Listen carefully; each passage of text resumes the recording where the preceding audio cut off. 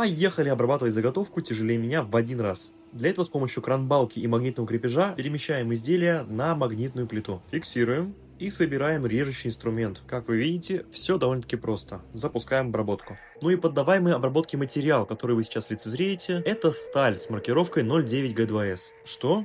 Не знакомы с данной сталью? Не волнуйтесь, все в порядке.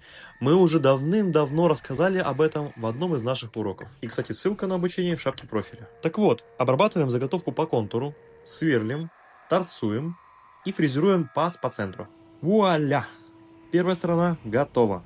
И, как нетрудно догадаться, будем приступать ко второй стороне. Переворачиваем детальку и снова фиксируем ее на магнитном столе. Приступаем к торцеванию. Бац, бац, тяп, ляп.